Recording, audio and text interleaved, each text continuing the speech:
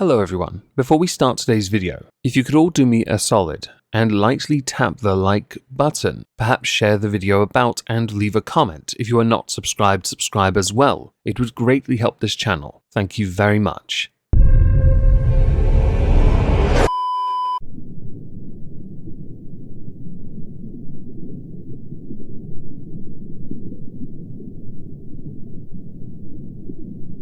Well, isn't this just fantastic? Captain's log, subdates 220623.4. We've put some spike traps on the seabed and will patiently wait for the blubber loads to simply move one step starboard. The moment their toes so much as graze the spike trap, 1.21 gigawatts of electricity shall drop them. Mwahahaha. Hello everyone, welcome to the exhibition of stupid people. Today we're going to start with Mrs. Emma Wright, an art teacher who taught at Huxlow Science College in Northamptonshire. For the story we're now going to go through, I want to now refresh your memory about something else we've covered, but it wasn't on this channel. It was on the Omegon 2 Electric Boogaloo channel. On that channel, I discussed a pansexual Florida teacher. Why does pansexuality have to factor? Because it factored in this particular teacher's lessons. Was the teacher giving a lesson on sex education? No, actually. So what kind of teacher was that teacher? Well, that particular Florida teacher was an art teacher, and the children were children. All because one kid asked about the teacher's sexual orientation, and the correct answer should be, that is none of your business. In that instance, the art instructor Casey Scott was fired for it. This all handily ties into art teacher Emma Wright, who took inappropriate behavior to a whole different level. Discussing sexuality is one thing, but using your students as art projects, with them being as young as 15 years old, posing topless, well then, sounds to me like somebody has taken the very concept of creativity for adults and decided, well, this will be appropriate, won't it? It's okay if, other pupils simulate masturbation and hold alcohol bottles and cigarettes for photo projects. As is well established at this point, cigarettes make you look cool, and there's zero chance any of those pictures will be seen by the public or the internet, will they? No, that's never gonna happen. Accidents don't happen, and then again, this kind of stuff should never even happen in the first place, should it? But don't worry everyone, I'm sure Emma Wright had a good reason. Not that it matters, because as a consequence for this, Emma Wright has been banned from teaching indefinitely, with the Teaching Regulation Agency, TRA, ruling that the class had broken safeguarding rules, also recommending that Emma Wright be struck off, and rightly so. How did Emma Wright get busted though? In 2018, she was reported to the TRA after the portfolio of teenagers' work was found by the school's head of art and design. At the time, Emma Wright was considered an experienced teacher of good character, and that she was introducing the pupils to a new artist who created suggestive pictures. However, she went on to insist that she told the students this did not mean they should create similar work, and that she did not consider the artist's work to be sexual in nature, but she did accept, with hindsight of course, she should have told the pupils their photographs were not appropriate. They weren't. But then again, nor was keeping a portfolio of teenagers' work with that kind of content in it. The word noncery comes to mind. I wonder why. With Emma Wright's ban being indefinite, she cannot apply for a review of the ban until 2024. So I would like Mrs. Emma Wright to now take the opportunity and simply repeat the following phrase. Would you like fries with that? It will serve you well going forward in your future career. By the way, you done goofed up when on the .gov website, where usually legislation and such is posted, there's an entire prohibition order document. It's 18 pages long on you, Mrs. Emma Wright. You colossal thunder cunt. Hindsight, now, does not justify your actions then, because then you were okay with it. Safeguarding rules exist for a reason, and you ignored the safeguarding rules because it's artistic. No, it's not.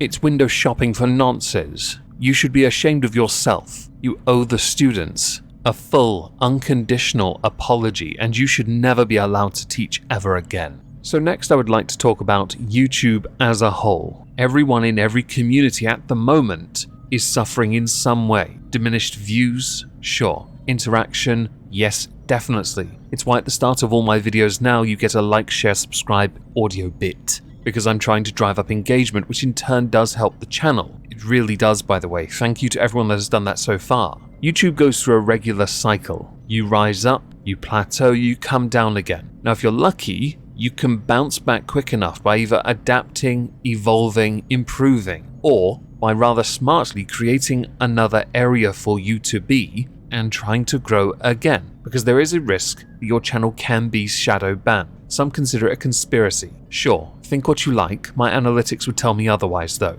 I don't look at analytics very often, but when one of my mods said, "What do your audience look at?" I looked at mine, and mine had nothing, which was very strange because when I switched accounts to my other channels, they all had answers, but not my main one. That was interesting. Very interesting. Feedback, of course, sent to YouTube and nothing heard at time of recording. Not that I expect any.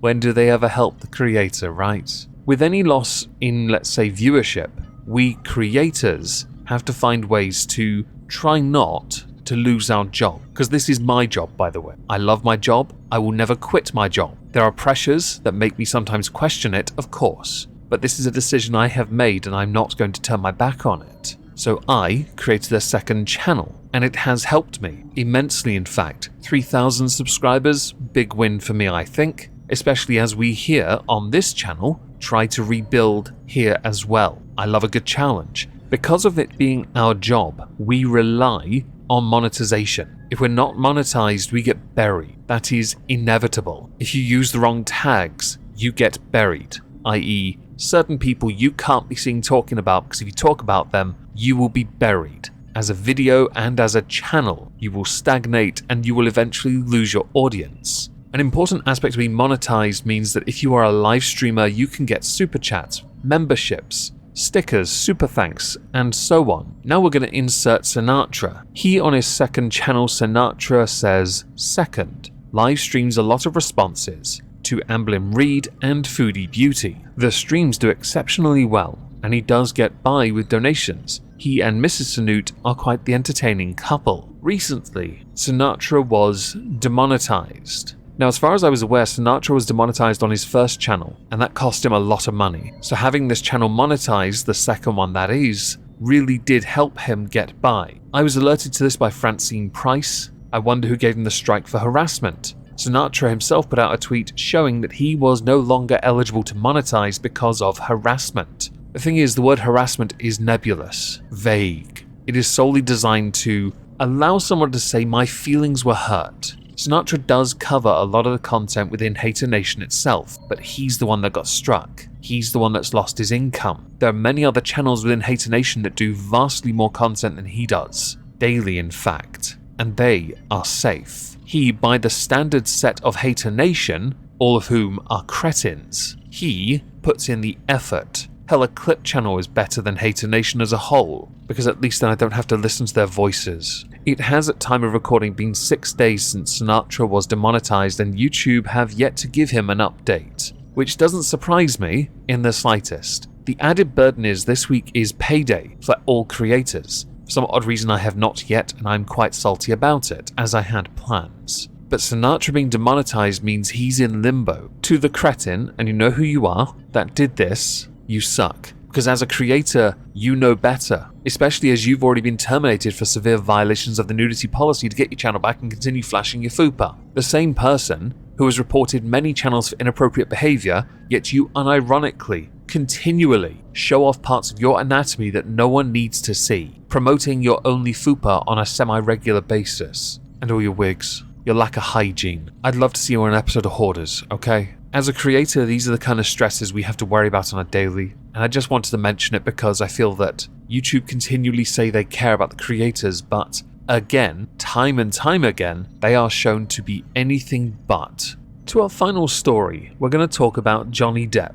Now, Johnny Depp has been doing his own thing. I've obviously spoken about Amber Heard. She's doing her thing in delusional land. Still has a job like Ezra Miller, which surprises all of us. Johnny Depp is in a position where right now many don't believe his career is salvageable, which I'm sure most of us believe to be incorrect. There's an article on it, I'll link it down below in the pinned comment. One thing many people want to see again is Johnny Depp as Captain Jack Sparrow. He made the role is very much his. But Disney have pulled the plug on ever using him again, or so they claim, with it being believed that a new Pirates of the Caribbean movie being started on will be Jack Sparrow, but not Captain Jack Sparrow himself, Johnny Depp. And yet, Disney, while claiming to not want to use Johnny Depp as Captain Jack Sparrow again, have incurred the ire of the fans by seeming a tad contradictory, or hypocritical perhaps, because images of Johnny Depp in character as Captain Jack Sparrow